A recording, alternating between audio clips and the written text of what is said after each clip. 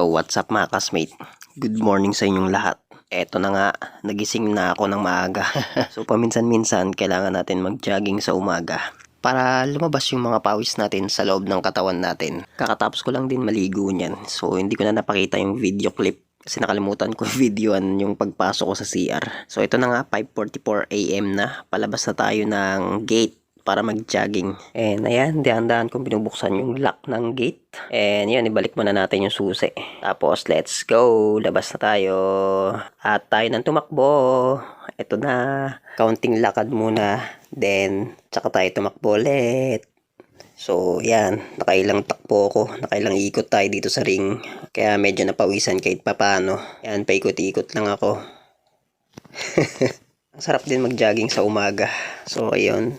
Tuwing sumasakit yung pa ko, yun, lakad mode muna tayo. Then, after ng lakad, takbo ulit.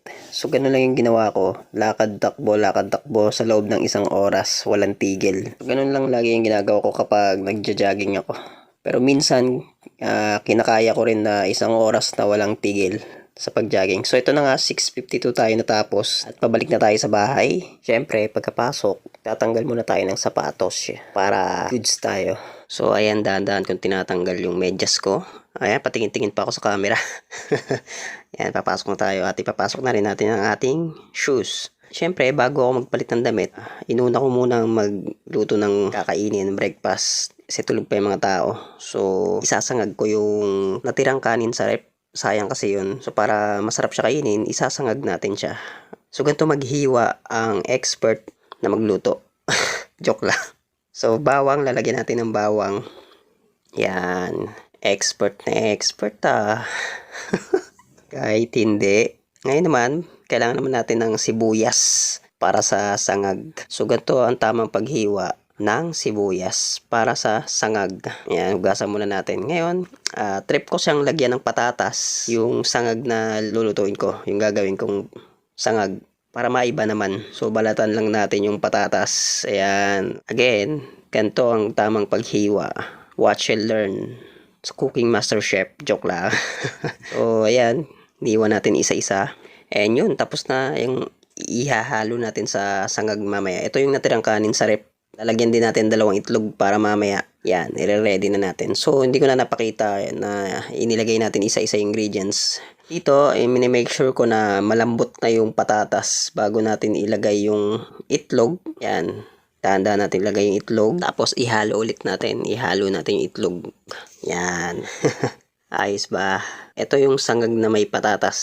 Masarap siya, promise. Tapos may itlog. Pwede na natin ilagay yung kanin para mai-mix na natin. Again, make sure ko dyan na malambot na yung patatas para masarap siyang kainin pagkatapos pagluto na. So, halu-haluin lang natin ng maigi. Yan. Matinding paghalo ang gagawin natin. Diinan mo rin. Para yung ibang matitigas na kanin is may spread siya. After mong pigain, hahaluin natin. Yan, ganyan. So, dito naman, buti na lang dinoble check ko. Betchin pala ito nasa kaliwa. Akala ko asin yung nasa kaliwa kanina, yung kulay orange. Pero ito talaga yung asin. So, sa mga nagluluto, dapat double check nyo yung mga sahog na nilalagay nyo. Yung mga ingredients, I mean. Gaya niya, muntik ko na malagay yung betchin. Buti na lang nakita ko agad na betchin yun. Wala kasing pangalan eh. Kaya maganda rin na lagyan nyo ng pangalan yung mga ingredients na nilalagay sa mga lutuin ng pagkain. Yan, lagyan natin siya ng asin at kaunting toyo. Pero don't worry, hindi siya maalat yung tinikman ko siya. Swakto lang yung lasa niya, sarap. Kasi may patatas pa. Ayun, no? Okay, goods na to. So ngayon, minake sure ko na mainit yung mantika kasi magluluto naman tayo ng itlog ngayon. Piprito tayo ng 3 itlog. Yan, isa-isa natin siyang babasagin at iprituhin. Sa mga hindi marunong magprito, akala mo talaga expert ako no? Make sure nyo muna na mainit muna yung mantika bago ilagay yung itlog. Tapos, lagyan ng konting asin. Konti lang naman yung nilagay ko dyan. Hindi naman madami. Hindi siya maalat. Sakto lang. Sunny side up ang tawag dyan kung hindi ako nagkakamali. Tama. Kaso, yung sunny side up natin, durog. Hindi naman ganun kadurog. Sakto lang. Mukha lang kulubot. Oh, what the heck? Ang klaseng luto niya. Ikaw na ang the best cooking master boy. Prinitong itlog. Yan. Okay na yan. Basta make sure na yung mantika is may tulo mo muna bago mo ilagay sa lagayan. Yan. Isa-isa. Patulo mo muna yung mantika. Okay, bago yan. Okay na siya. And let's eat. So, ayan, yung ulam ko is gulay. May kasamang gulay yan, tsaka itlog. And yung sangag na ginawa natin. Uminom din tayo ng malamig na tubig. Ganito ang tamang pag-inom ng tubig. Then, simutin na natin yung almusal natin. Mapapansin nyo, mag-isa lang ako kumakain kasi tulog pa yung mga tao. Yan. So, simutin natin yung gulay. Ang sarap ng gulay. Tsaka nung itlog na prinito ko. And at the same time, yung combination ng patatas dun sa sangag na ginawa natin.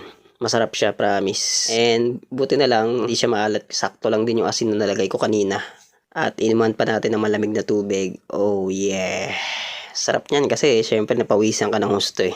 So mamaya-maya magpapalit tayo ng damit. Mamaya na lang ulit ako maliligo ng pangalawang beses kasi naligo na ako kanina eh. So papatuyo lang tayo ng pawis.